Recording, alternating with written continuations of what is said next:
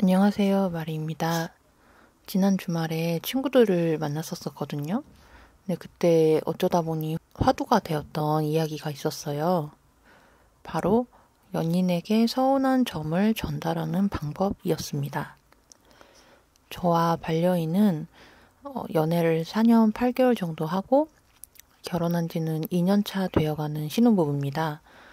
연애와 결혼 포함해서 총 6년이 넘는 시간을 같이 보냈는데요. 아직 싸운 적이 없어요. 근데 그게 갈등이 아예 없었다라고 말할 수는 없거든요. 30여 년을 서로 다른 삶을 산 사람이 만났는데 어떻게 모든 게 맞겠어요. 중요한 건 그런 갈등의 순간을 두 사람이 어떻게 헤쳐나가느냐가 관건이겠죠.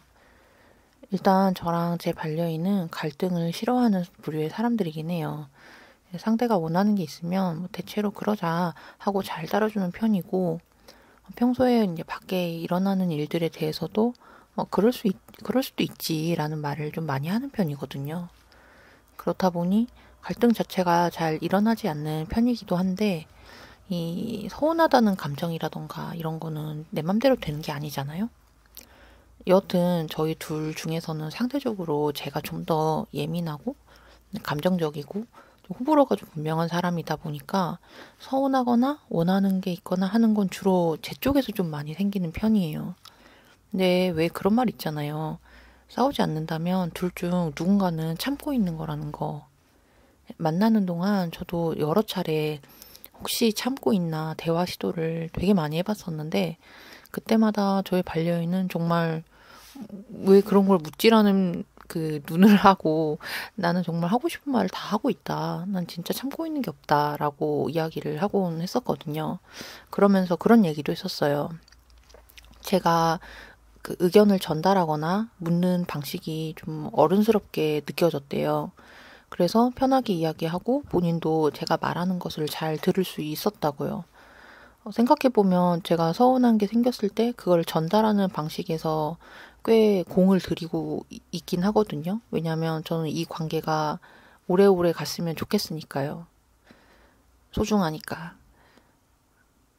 그래서 이 이야기를 지난 모임 때 하다가 같이 자리하신 분들이 좀 좋은 방법이다라고 이야기해 주신 게 있어서 혹시 도움이 되는 분들이 있을까봐 한번 이 영상을 만들어 보게 되었습니다. 일단 첫 번째는요. 일단 표현하는 겁니다. 되게 간단하죠? 근데 중요한 건 담백하게예요. 일단 저는 반려인과 이제 이야기를 나누다가 어떤 불편한 지점이 생기면, 그리고 이게 연인한테 티가 날 것 같으면 이야기를 미리 하는 편이에요. 예를 들면, 지금 좀 썩 기분이 좋진 않은데 무엇 때문인지 지금 아직 잘 모르겠어. 혼자서 좀 정리를 해보고 다시 이야기를 할게. 지금 말하고 싶은데 좀 뭐 때문에 이런 기분이 드는지 잘 모르겠지만 조금 기분이 그렇게 좋진 않아. 약간 이런 식으로 이야기를 하죠. 이게 이렇게 이야기를 하지 않으면요. 상대는 아무것도 모르고 평소처럼 장난치고 말도 걸고 할 거 아니에요? 근데 나는 은근히 좀 짜증이 나는 상태라 옆에서는 점심 뭐 먹지? 우리 점심 뭐 먹을까? 이러고 있으면, 약간, 눈치가 없나? 라는 생각도 들면서 좀 야속하고, 그러니까 저도 말이 좀 예쁘게 안 나가고, 그러면서 이제 틱틱거리다 싸움이 나는 거잖아요. 근데 일단 저희는 이 단계를 넘어간 적이 없어요. 그냥 제가 좀 불편한 감정이 들었을 때, 바로 이야기를 하곤 하니까, 얘기를 하면 바로 상대도, 그래? 알겠어. 하고 제가 다시 말해줄 때까지 좀 기다려주는 편이거든요. 네, 이럴 때 저는 상대에 대해서 알 수 있는 기회이기도 하다라고 생각해요.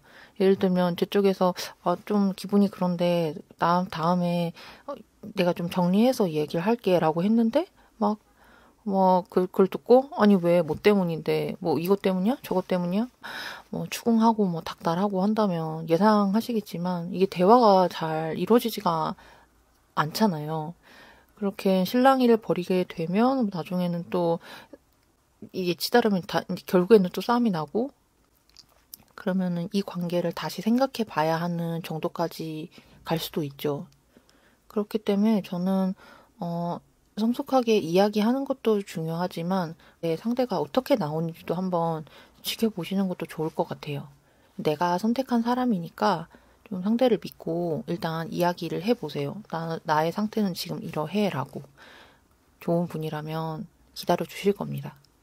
나중에 이야기할게 라고 말하고 나서는 연인과 평소와 같이 지냈었어요. 평소 전화하던 루틴도 그대로 하고요. 웃긴 얘기도 있으면 하고요.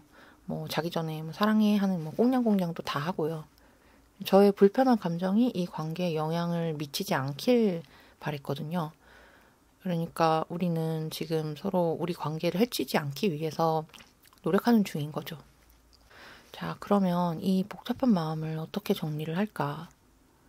저의 첫 번째 방법은 적어보는 겁니다. 카페든 책상 앞이든 어딘가 집중할 수 있는 공간을 찾고 그러니까 시간을 내서 불편했던 마음에 대해서 적어보는 거예요. 내가 지금 느끼는 이 감정이 뭐지? 왜 이런 감정이 들었지? 어떤 부분에서 불편하다고 느꼈지? 나는 왜 그게 불편했지? 뭐 이런 식으로 드는 질문들의 생각을 마구마구 적어요. 뭐 노트도 좋고 타이핑도 좋아요.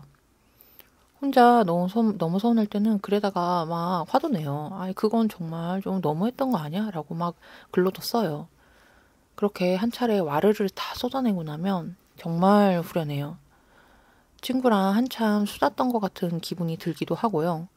근데 그런 거 있잖아요. 친구한테 이런 얘기는 한참 하고 나면 좀 미안한 마음도 좀 들어요. 그러니까 나 때문에 좀 신경 쓰게 한 것 같기도 하고 결국에는 사실 저는 사랑 싸움이라는 건 물론 갈배기 같은 느낌인데 다시 또 사이가 좋아지면 되게 머쓱하단 말이에요. 그래서 친구한테 말하는 것보다 그래서 글로 적는 게 훨씬 솔직하고 시원하고 좀 편하더라고요. 그래서 일단 그렇게 한번 다 적고 나면요. 화가 났던 그런 서운했던 감정들 같은 게 약간 한 차례 좀 꺾이기도 해요. 근데 적고 나서도 그 감정이 그대로다? 그러면은 좀 말할 만한 사안인 거죠. 다 적었다면요. 이제 두 번째는 한숨을 돌렸다가 다시 그 글을 봐요. 그러니까 한숨을 돌린다는 건 글을 적고 난 다음에 뭐 제가 해야 할 일을 다시 하러 가기도 하고요. 밥을 먹기도 하고요. 일부러 맛있는 거를 찾아 먹기도 하고 잠을 좀 자기도 하면서 그런 식으로 한 차례 다른 데에게 환기하고 온 다음에 글을 다시 봅니다. 이게 머릿속에 있는 거랑 어디 텍스트로 적혀 있는 걸 읽는 건 기분이 완전 다르거든요. 마치 남이 쓴 글을 읽는 것 같은 기분이 들어요. 그렇게 환기를 하고 돌아와서 내 글을 다시 읽으면서 해야 하는 그 다음 스텝은요. 세 번째, 나의 문제인 것을 걸러보는 거예요. 나의 문제라 함은 이런 거예요. 저로 예를 들어보자면 저는 제가 먼저 좋아한 연애를 시작했거든요. 그러니까 제가 먼저 좋아했는데 상대방이 저를 좋아하게 돼서 연애에 꼴이 난 케이스예요. 얼마나 기쁘겠어요. 근데 여기서 간과하게 되었던 점이 제가 연애란 게 서로 좋아한다만 일치한 거지 마음의 크기가 똑같은 상태는 아니었다는 거예요. 그러니까 누구는 조금 더 크고 누구는 조금 더 작은 상태에서 연애는 시작할 수 있다. 그래서 연애 초에 좀 많이 싸우게 되는 건 약간 좀 이런 부분 때문이라고 생각을 하거든요. 제가 서운해서 적었던 내용에 그런 것이 느껴지는 부분이 있었어요. 아, 이거는 내가 좀 더 좋아해서 생기는 일이네. 내가 바라는 만큼 상대가 그거를 해주길 바라고 있네. 무엇보다 말을 안 해도 해주길 바라는 중이네라는 거를 알게 됐던 때가 있었거든요. 이게 사람은 다 자기 중심적이니까 내가 생각했을 땐 이 정도는 해야 되는 거 아니야? 라던가 나라면 나는 이렇게 할 텐데 라는 생각으로 상대를 바라보면 이게 어긋나는 경우가 되게 많다는 거죠. 심지어 기쁨을 표현하는 데서도 저는 100을 표현했어요. 근데 상대는 10을 표현한 것 같아요. 그러면 조금 뭐지? 나만 기쁜가? 이런 생각이 들잖아요. 근데 이 부분에 대해서도 이야기를 나눈 적이 있었어요. 그러니까 물어봤었어요, 저는. 혹시 지금 감정 표현을 하는데 뭔가 좀 이렇게 너는 어느 정도를 표현하는 것 같아? 뭐 100까지라고 했을 때 어느 정도를 표현하고 있어? 했더니 100이라는 거예요. 그러니까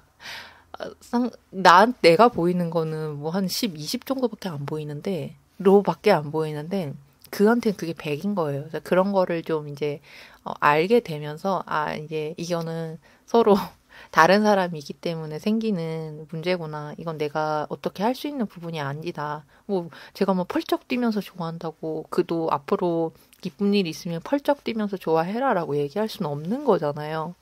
그래서 이 사람의 표현 기쁜 방식은 이런 거구나. 이 정도가 기쁜 베개구나. 이런 거를 좀 인지하고 난 다음에는 서운한 게 훨씬 줄었었어요.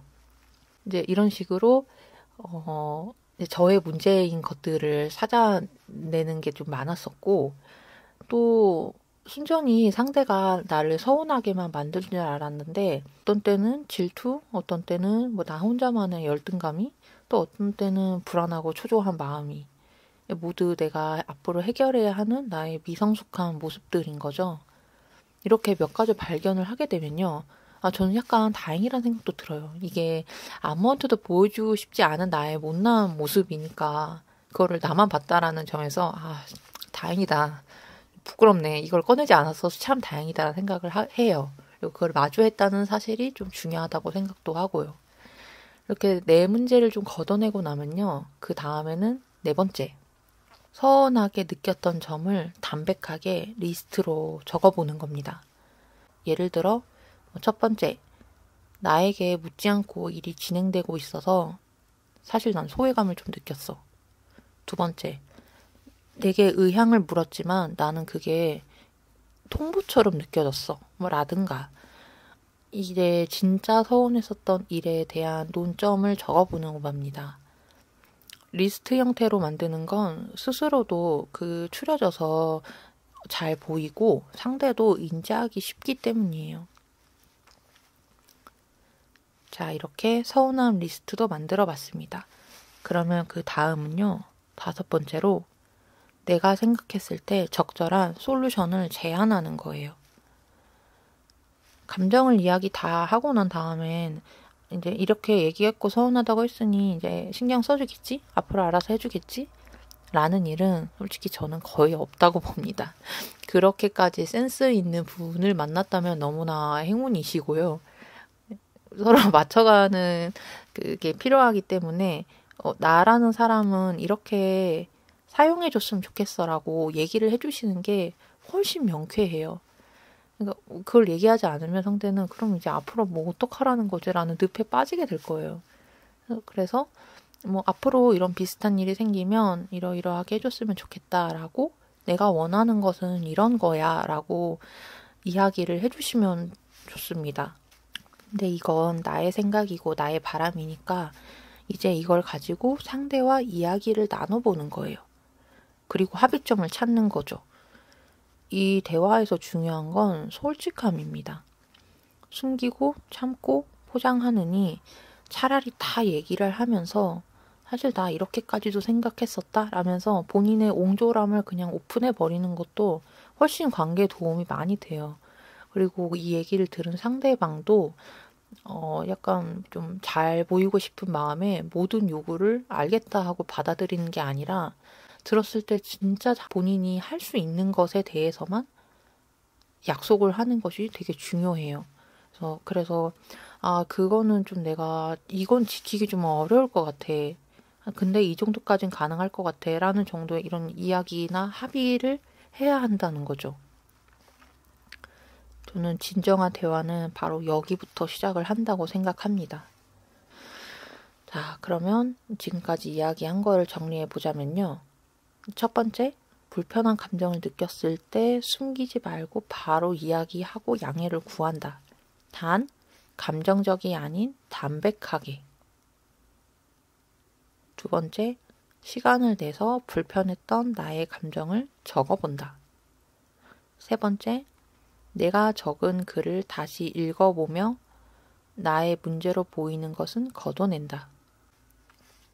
네 번째, 서운했던 일을 리스트로 적어본다.